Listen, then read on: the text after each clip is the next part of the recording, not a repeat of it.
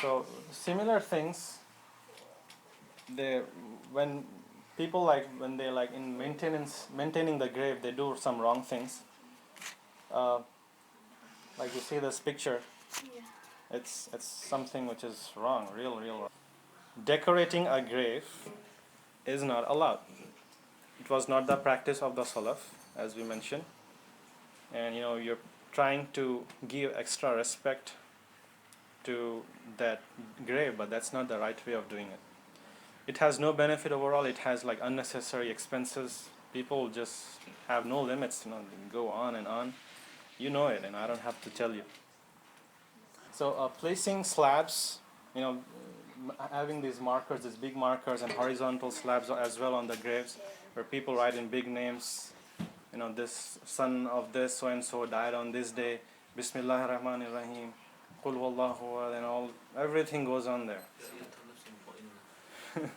Nafsul Mutmainnin. So this is very disrespectful for Quran. It's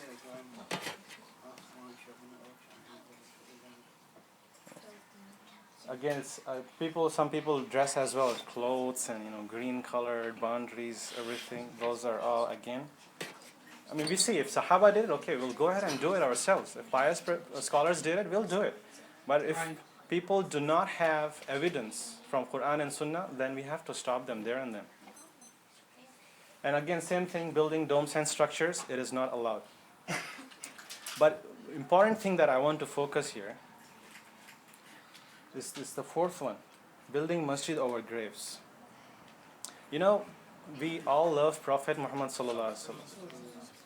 And when you love somebody, you are very, very particular and very keen to know what his last words were.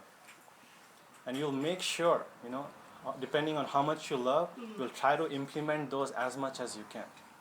And see now what Prophet Muhammad sallallahu alaihi wasallam, when he was on his deathbed, what was he saying? Now this is the most important moments of his life, and he has a lot of things to talk about. But he chose few particular things. And among those things, it's mentioned, recorded in Sahih al-Bukhari, he's saying, Allah's curse is upon the Jews and Christians. They turn their prophets' graves into prayer places. They turn their prophet graves into prayer places. Now if you see actually these original Jews and Christians, of course they won't worship the graves. They want to make their places of worship very sacred, so they want to have prophets' graves there. So, they made it like that. And what's the problem? What if grave is there inside the masjid? Either way, they are praying to Allah. So, but Prophet Muhammad was so serious about it, he said, no, it's not allowed. Why is that? Why is it so serious, having a grave in the masjid? Or building a masjid over a grave? What's the problem? Same problem again and again, generation after generation, same thing happens. All of you know the history starting from Prophet Nuh alayhi salam. What happens? Prophet Nuh came, they were worshipping these 5 very pious people during that time. It's mentioned in Surah Nuh. So that time, Shaitan comes, he comes and tells people, generation after generation, they tell, oh, these were the pious people, just make a place for them so people remember. One generation later, he said, oh, make like a figure or something. We didn't see them, so make an idol or something. So one step by step, people went and they started worshipping these pious people. So Shaitan actually is very good at this when it comes to graves. And it's just not the story of Nuh alayhi salam, all prophets. You look at even Prophet Musa alayhi salam, for example.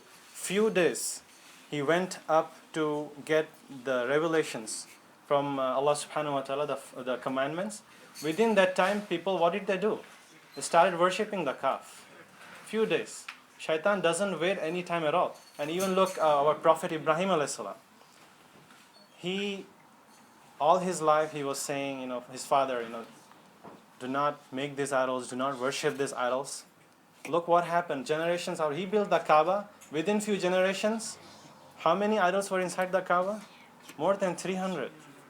More than 300. Look, the whole purpose, his whole life, dawah was about against this shirk, and that's what happened. So, Prophet Muhammad sallallahu alaihi wasallam knew this, that this thing repeats again and again and again. I have to warn this. The very reason why prophets are sent from time to time, because a prophet comes, teaches good things, good aqidah, people mess their aqidah up. So another prophet has to be sent just to correct the aqidah. Repeats again and again. What's the common factor in all these prophets being sent? People commit shirk. People wrong themselves. So this is one of the reason. And shaitan, it's the ultimate goal, will not leave. So that's why one of the last words of Prophet Muhammad sallallahu alaihi wasallam, Allah's curse be upon them who make their prophet's grave into prayer places. And he also said in another Sahih Hadith, among the worst people are those who will be alive when the doom hour comes, and those who turn the graves into prayer places.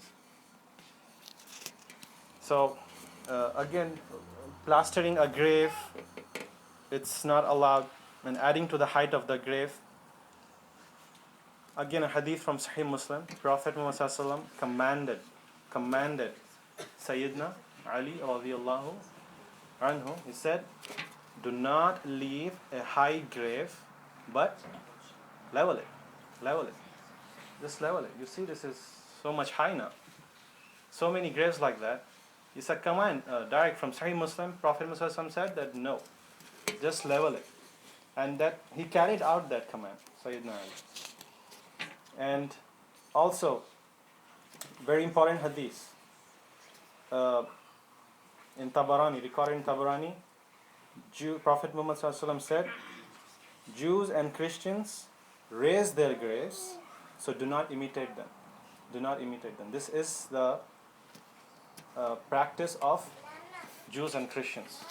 So now people are like, oh, they are paying more respect, so let's be like them. No, we have a hadith to follow first. You just can't copy people like that. You just can't copy non-Muslims in general like that. So you can't imitate them like that.